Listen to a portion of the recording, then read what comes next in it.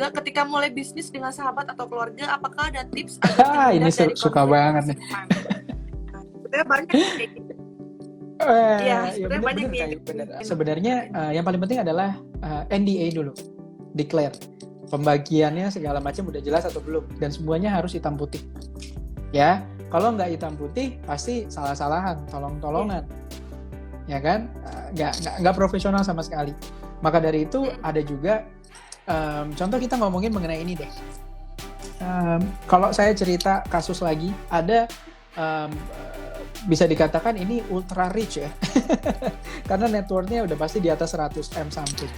Ya, klien ini memiliki tabungan yang cukup besar, dia memiliki asuransi jiwa juga cukup besar, tapi dia memakai trust itu kayak ini loh teman-teman, perusahaan keuangan ya, yang bergerak untuk mengelola warisan ya, dan warisan ini tidak bisa turun kalau ada catatan-catatan yang tidak bisa diselesaikan gitu. Jadi ada orang yang mewariskan gitu miliaran rupiah, tapi nggak boleh turun ke anaknya kalau anaknya tidak memulai bisnis.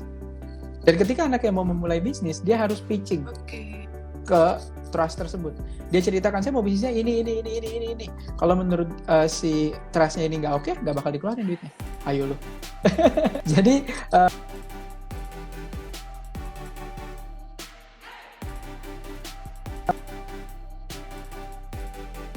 sama saudara ya emosi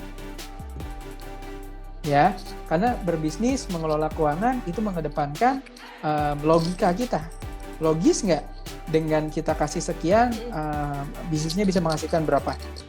Logis nggak pembagian sahamnya sekian dengan tugas seperti ini. Kalau misalnya dari awal udah nggak logis, ya udah mendingan jangan dilakukan. Tapi kalau udah logis, hitung-hitungannya udah matang segala macam, jangan lupa kita hitam putihkan. Gitu. Misal kita udah melakukan partnership nih dengan teman ya, teman atau sahabat. Terus tiba-tiba di tengah jalan teman atau sahabat itu memutuskan gitu aja Kak, kayak nggak percaya dengan bisnis. Oke, berarti ya saya punya. Saya mendengar ini juga dari Kak Dwina. Kak Dwina adalah founder Mau Belajar Apa. Kalau teman-teman cek Instagramnya, silakan Kak Dwina Putri. Dia cerita juga mengenai hal ini, gitu. Karena memilih partner itu kayak milih pacar, ya. Kalau kalian milih pacar, itu kan nggak langsung tembak, langsung aja ayo. Ya kalau misalnya sampai kayak gitu, ya berarti ini pacar bisa jadi matre.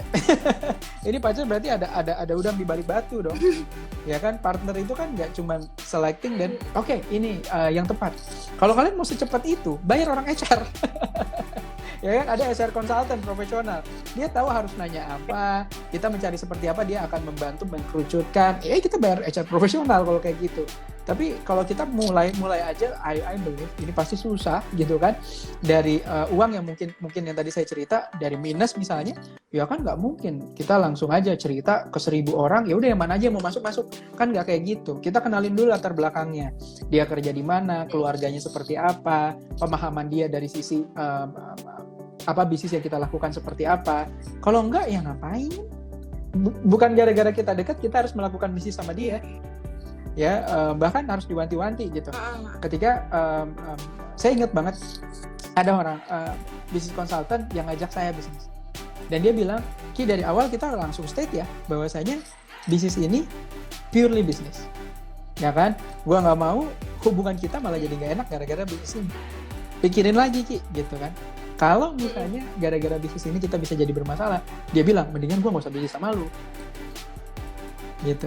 Karena yang namanya value dari pertemanan pasti lebih besar lah dibandingkan value uang.